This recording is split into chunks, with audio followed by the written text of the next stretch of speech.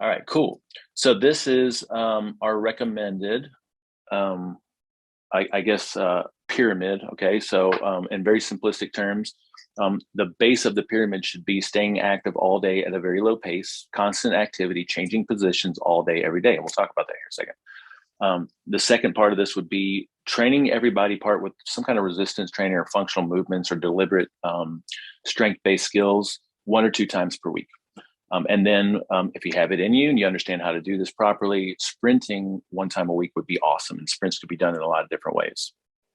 So put it another way, this is what we call our fitness foundation pyramid. The base of the pyramid is this constant moving thing. And so we want to talk about that first.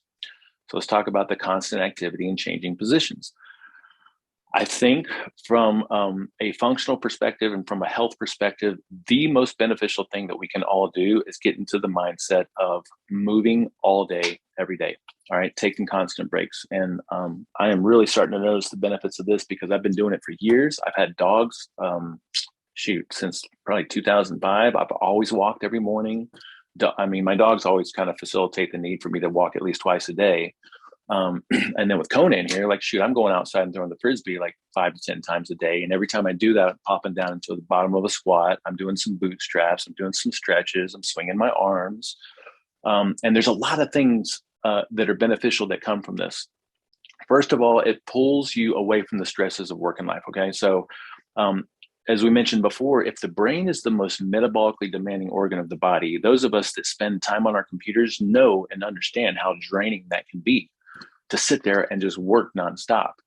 But if I take a break from that and I go step outside to get some fresh air and do a little bit of movement, I am taking energy away from that very energy demanding situation, and I'm refreshing myself and I'm using it for something else. And so when I come back in, I'm going to be refreshed and I'm going to be way more productive. And I noticed that about myself, and my clients notice this too, because this is our first step when I work with clients.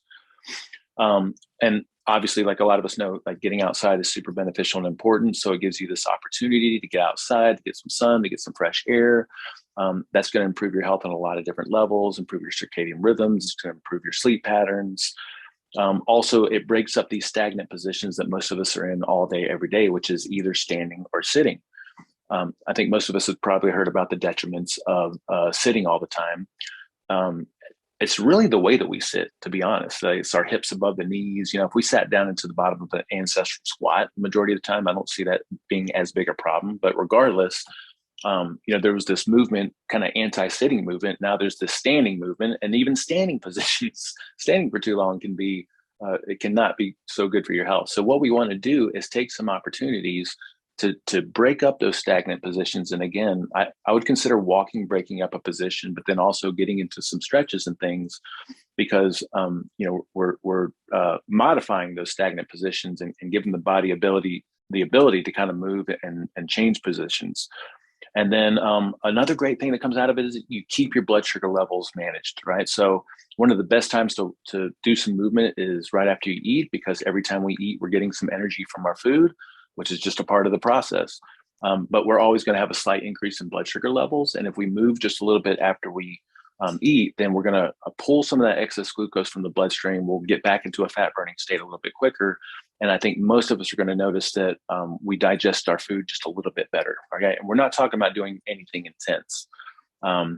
So to follow that, the best times to have a focus on the staying active all day long would be a wake up morning walk, first thing in the morning.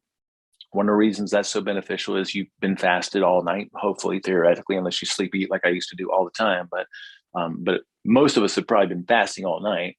And so in the morning, your body's already in the state of trying to make energy and try to figure things out. And if you just pop out of bed and go for a short walk, it could be 5 minutes, it could be 30 minutes, then you're reinforcing the body's ability to learn how to use its own fat for fuel. Taking brief work breaks, I think once every 45 minutes or once an hour in the literature is probably the sweet spot for it, if you can do it. And then an evening recharge, I think, is really great. I think a tendency for a lot of people is to come home because they're so exhausted from the workday that they just want to plop down on the couch and eat and watch TV or something. But if you just get into the habit of, as soon as you come home and set your bags down, take a quick walk around the block or something like that, I think that would be great. And then, as we just mentioned, eating after or moving after meals is going to be really beneficial because it manages your blood sugar levels. And then weekends, you can just have some fun and try to do some hiking and some creative stuff, or work on some fun skills or something like that. So those would be the strategies for trying to stay active all day, every day. And if you're having a hard time figuring out how to find working out fitting into your schedule, if you just start with this, I think you're going to see some beneficial changes, because I have a lot of clients that this is all they can do. And once they get this mindset of staying active all day, then they do see a lot of benefits. And then that it's almost like it perpetuates them to want to do a little bit more or a little bit different. It gives them the desire and the energy to do things just a little bit different.